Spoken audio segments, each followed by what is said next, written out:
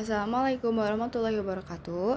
Innalhamdulillah nahmaduhu wa nasta'inuhu wa nastaghfiruh wa na'udzubillahi min syururi anfusina wa min sayyiati a'malina may yahdihillahu fala mudhillalah wa may yudhlil fala hadiyalah.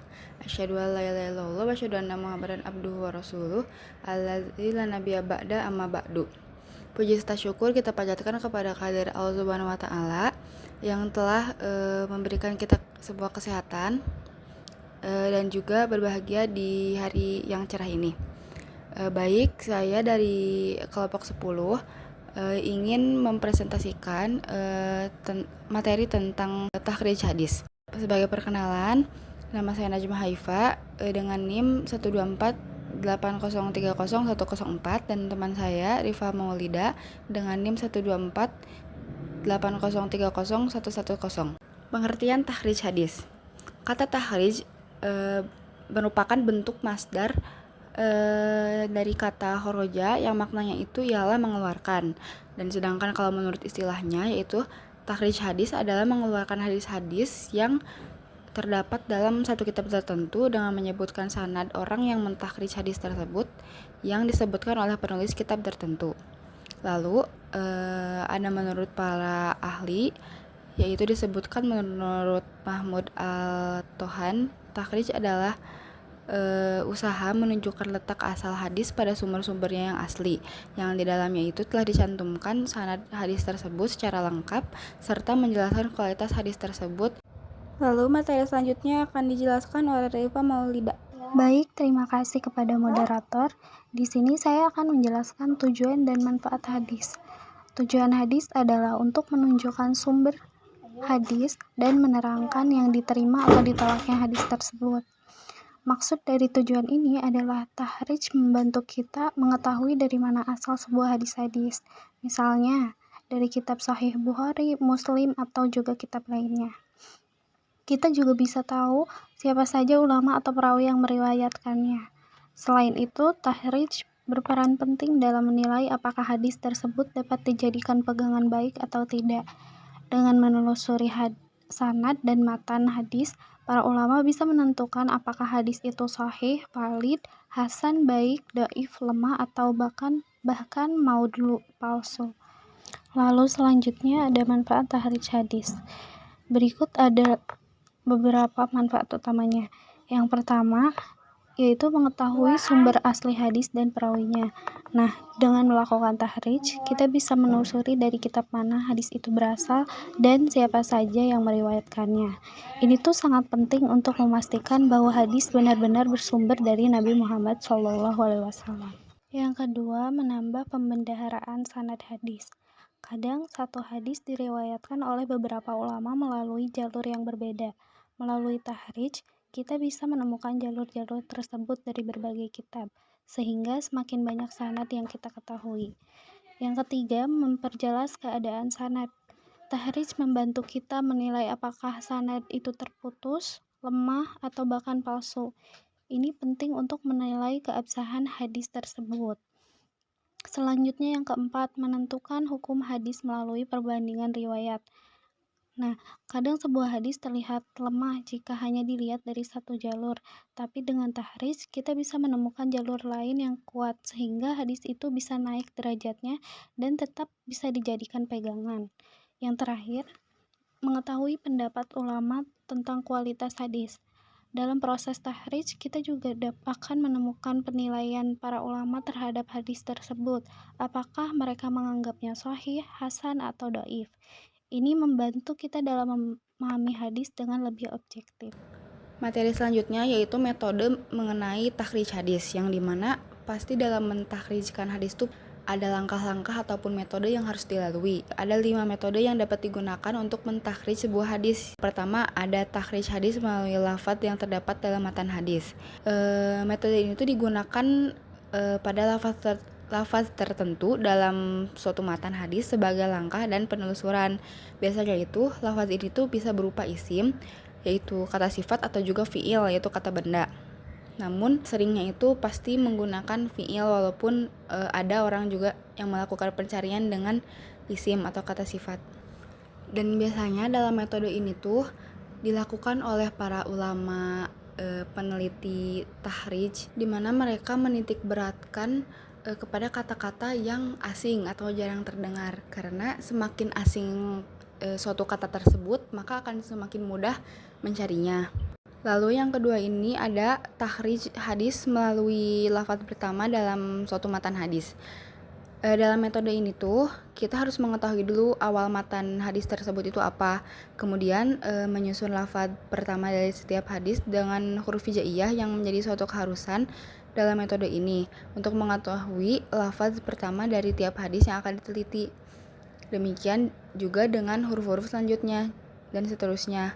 Contohnya itu, misalkan ada hadis berbunyi innamal a'malu binniyat. Nah, langkah pertama yang kita cari untuk awal lafaznya itu yaitu inna, dimulai dari huruf alif yang dilanjut mencari huruf nun setelah alif dan seterusnya pada huruf-huruf berikutnya. Lalu yang selanjutnya itu ada metode takhrij hadis dengan melalui periwayatan pertama.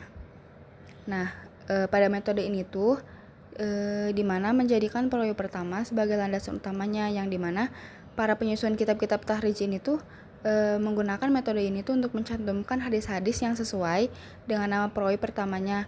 Langkahnya itu, caranya itu kita tuh harus mengenal dulu perawi pertama dari hadis yang akan ditahrij itu siapa dengan melihat kitab-kitab asalnya. Nah, lalu setelah itu kita mencari hadis yang dimaksud di antara hadis-hadis yang tertera di bawah nama perawi yang pertama. Dan apabila sudah ditemukan, maka kita juga akan mengetahui ulama hadis yang meriwayatkan itu siapa. Selanjutnya itu ada takhrij melalui tema hadis, yang dimana ini tuh menggunakan tema dari makna hadis itu sebagai langkah awal. Metode ini tuh hanya akan efektif bila dilakukannya itu oleh orang yang memiliki kemampuan untuk mengidentifikasi tema dari suatu hadis. Nah, langkahnya itu yang pertama itu kita bisa mengidentifikasi dulu tema hadis dari matan hadis tersebut. Nah, barulah setelahnya kita dapat menelusuri hadis-hadis tersebut dari kamus-kamus hadis atau juga langsung kepada sumber-sumber hadisnya tersebut. Nah, lalu metode terakhir ini tuh yaitu takhrij melalui kualitas hadis. Yang dimana metode ini tuh jika dalam metode-metode sebelumnya takhrij hadis itu dimulai dari suatu hadis yang udah diketahui, nah maka pada metode ini tuh penelitian hadis itu berangkat dari pengetahuan akan klasifikasi dari kualitas suatu hadis, yang dimana metode ini tuh membantu banget dalam proses pencarian hadis berdasarkan status hadis, seperti hadis qudsi, hadis yang sudah masyhur, hadis mursal, dan lain-lainnya. Sedangkan kelebihannya itu pada metode ini tuh sangat mempermudah proses takhrij, sebabnya itu karena sebagian besar hadis yang dimuat ini didasarkan pada sifat-sifat hadis yang sedikit, jadi nggak perlu lagi pemikiran yang lebih rumit. Dan sedangkan kekurangannya itu adalah adanya cangkupan ruang yang terbatas, jadi membuat hadisnya itu tuh jadi lebih sedikit. Materi selanjutnya itu adalah mengenai langkah-langkah dan contoh untuk mentakhrij sebuah hadis, yang dimana langkah-langkah ini tuh pasti sangat diperlukan banget untuk kita mentakhrij sebuah hadis. Yang pertama itu ada mengetahui lafaz awal matan. Lalu selanjutnya itu mengetahui salah satu lafaz dari matan tersebut agar memudahkan kita untuk melakukan suatu penelusuran. Lalu setelahnya itu kita konsultasi nih kepada kamus hadis yang direkomendasikan. Nah, setelah konsultasi itu kita bisa menulis hadis dan yang kita temukan beserta juga dengan menulis sanadnya. Lalu setelah itu melakukan iktibar, yaitu mengkaji kualitas hadis menggunakan Mujam al-Mufarraj. Itu salah satunya. Lalu setelah itu barulah kita menyusun bagan sanadnya secara teratur. Lalu setelah membuat bagan sanad itu, kita meneliti sejarah perawi satu persatu. Setelah meneliti sejarah perawi itu satu persatu dan dijelaskan, nah selanjutnya itu menganalisa kualitas dan kuantitas sanad. Setelah menganalisa kualitas dan kuantitas sanad itu seperti apa, barulah kita dapat menyimpulkan hasil dari takhrij dan penelitian hadis tersebut seperti apa. Nah, contoh di sini ada hadis tentang birrul walidain, yang dimana di sini sudah ditulis hadis beserta dengan sanadnya dan juga terjemahnya. Melakukan langkah-langkah awalnya seperti kayak mengetahui lafaz awal matan, mengetahui salah satu lafaz dari matan, lalu juga konsultasi ke kamus hadis dan menulis hadis yang ditemukan beserta juga dengan sanadnya. Kita tuh bisa melakukan itibar, yaitu mengkaji kualitas hadis tersebut, yang dimana kita tuh bisa mengeceknya pada kamus, yang salah satunya itu Mu'jam al-Mufarraj, yang dimana dalam Mu'jam al-Mufarraj ini tuh hadis tersebut ternyata hanya terdapat pada kitab Sunan At-Tirmizi. Nah, setelah kita mengetahuinya, barulah kita bisa membuat bagan sanadnya itu seperti apa. Nah, barulah setelah kita menggambarkan bagan sanadnya itu, kita bisa membuat jarh wa ta'dil, yaitu menelusuri baik buruk atau cacatnya seorang perawi dari para perawinya itu masing-masing. Misalkan di sini saya mengambil contoh dari Abu Hafs Umar bin Ali, yang dimana di sini tuh disebutkan nama lengkapnya itu siapa, lalu sanadnya itu bagaimana, seperti periwayatan hadis beliau didapatkannya itu diantaranya apa aja. Lalu di situ juga terdapat pendapat para penjarah wa ta'dil yang menjelaskan bahwa Abu Hafs Umar bin Ali ini tuh merupakan orang yang tangkas jeli dan dapat dipercaya, yang dimana disebutkan oleh Abu Hatim. Dan Abu Hatim itu mendengar dari orang lain lagi, yaitu Al-Abbas Al-Anbari. Nah, dilakukannya jarh wa ta'dil ini tuh kepada semua perawi yang ada